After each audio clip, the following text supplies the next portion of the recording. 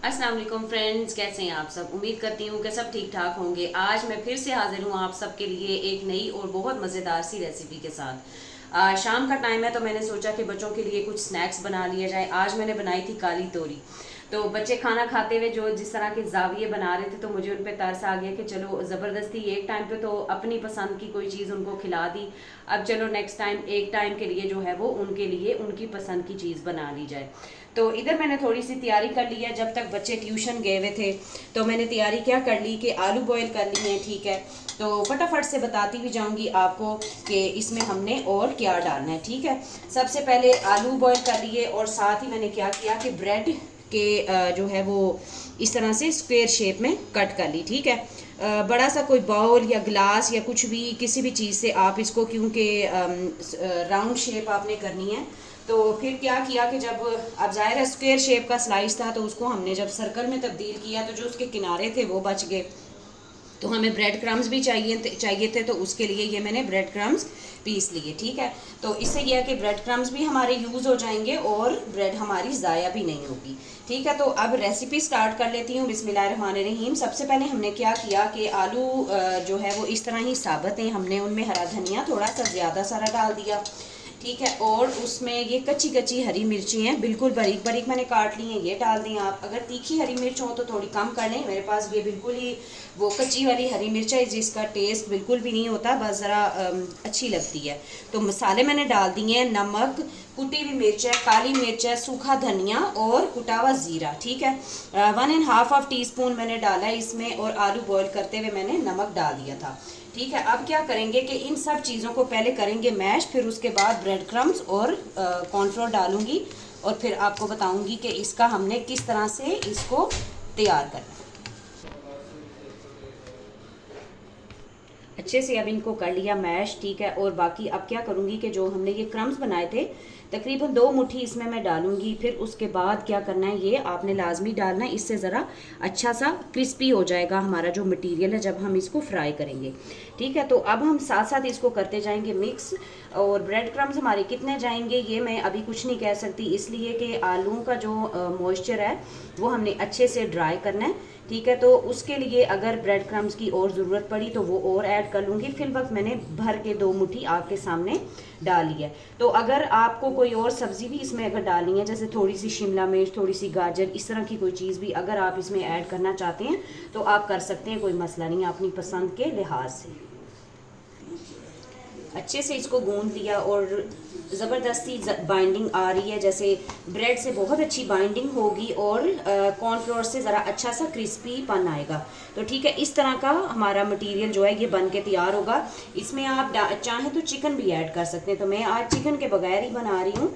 ये है कि थोड़ा अवॉइड भी करना चाहिए चिकन, हर चीज़ में चिकन खा खा के इंसान जो है वो वैसे ही तंग आ जाता है। तो कोशिश करना चाहिए कि सब्जियां भी हम अपनी डाइट में इस्तेमाल करें। तो बच्चे हैं, बच्चे जो है वो फिर अपनी मर्जियां करते हैं। तो मैंने अपने बच्चों को एक चीज़ समझाई कि जब इस तरह की चस्के और इस तरह की अपनी पसंद की चीज़ें अगर खानी है तो फिर सब कुछ खाना पड़ेगा। अगर सब्ज़ी बनी है तो सब्ज़ी भी खानी चाहिए, और जो भी बनेगा घर में तो वो फिर सब खाना है। कि इसलिए कि सब्जियों की तो वैसे भी हमें आदत डालनी चाहिए। आज हम इनको आदत डालेंगे तो कल ये खुद से बनाएंगे, वरना तो इस तरफ रुझान ख़त्म हो गया हुआ है कि बस गोश्त, चिकन, रोस्ट, इस तरह की चीज़ें बना दो, फ्राइज़ बना दो, तो बस बच्चों की मौज हो जाती है, लेकिन इन चीज़ों में ताकत कोई भी नहीं है। तो अब क्या करना है कि ये तो हमारी डो बिल्कुल तैयार हो गई। अब अगला स्टेप क्या करना है अभी मैं बताती हूँ आपको। अच्छा, अब इसको शेप दे लेंगे। एक तकरीबन एक पेड़े जितना हमने मटेरियल लेना है और उसको हमने कबाब की शेप देनी है। बहुत पतली पतली भी शेप नहीं देंगे, जैसे ये अभी मैं आपको दिखा रही हूँ, यानी कि हमने जो शेप देनी है वो इस तरह की शेप देनी है। तो ब्रेड देखें आजकल बस इस तरह से, वो जिसको कहते हैं ना, इसको राइज करने के लिए इतना ज़्यादा इसमें बेकिंग पाउडर या पता नहीं क्या डालते हैं, अल्लाह जाने। तो ब्रेड ऐसी थी कि बिल्कुल हाथ लगाने से टूट रही थी और बिल्कुल जैसे जिसको कहते हैं ना, बिल्कुल ही जैसे जाली जाली। आपको कई स्लाइस तो ऐसे हैं कि मैं यही देख रही थी कि मैं इनसे रेसिपी कैसे बना के तैयार करूँगी, यानी कि इस तरह की थी ब्रेड। तो अब ये इन चीज़ों से ही बंदे को अंदाज़ा होता है कि बाज़ार में मिलने वाली चीज़ों से क्या इंसान को कोई ताकत आएगी, या हमारी क्या खुराक है, या क्या बंदा खाए। तो मैं तो वैसे कोशिश यही करती हूँ कि ब्रेड को अवॉइड ही करूँ। सुबह बच्चों को पराठा दे दूँ या कुछ भी और घर में बना के दे दूँ, तो इससे 100 गुना जो है वो बेहतर है।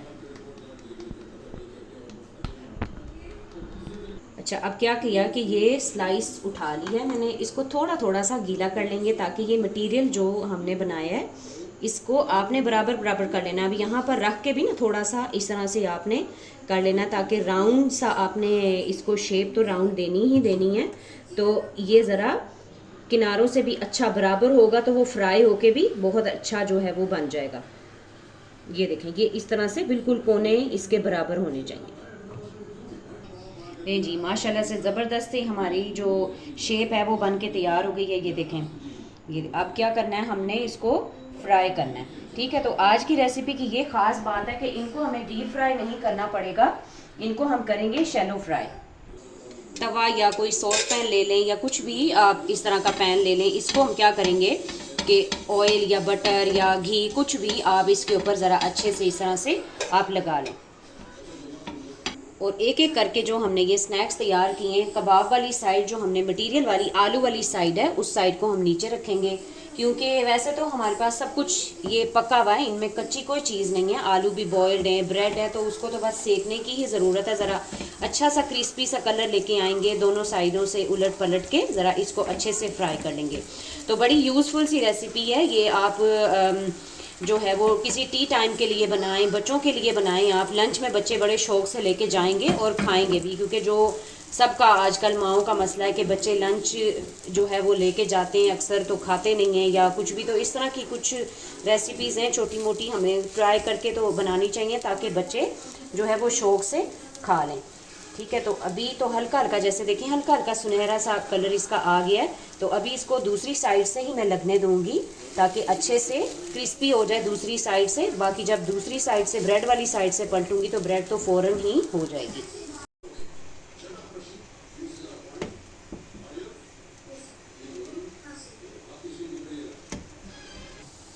अच्छा जी, उलट पलट के हमने अच्छे से ज़रा ये देखें क्रिस्पी ब्राउन कर लिया, बहुत ही खूबसूरत गोल्डन सा कलर आ गया है।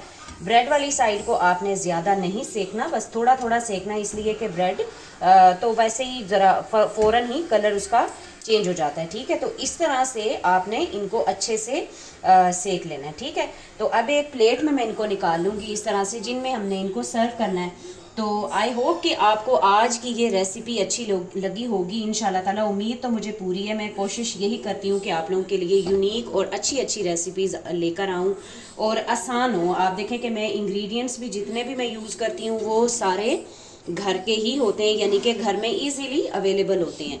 ठीक है, तो इंशाल्लाह ताला आपसे फिर मुलाकात होगी। और एक और मेन बात ये कि आप अगर मेरे चैनल पे न्यू हैं तो मेरे चैनल को सब्सक्राइब ज़रूर कीजिएगा। ठीक है, और ये देखें ज़बरदस्त सी हमारी प्लेट बन के तैयार हो गई। तो इसके साथ साथ ही आपसे इजाज़त भी चाहूँगी। इंशाल्लाह ताला आपसे फिर मुलाकात होगी किसी और अच्छी सी रेसिपी के साथ। तब तक अपना बहुत सारा ख्याल रखें, दुआओं में याद रखें और अल्लाह हाफिज़।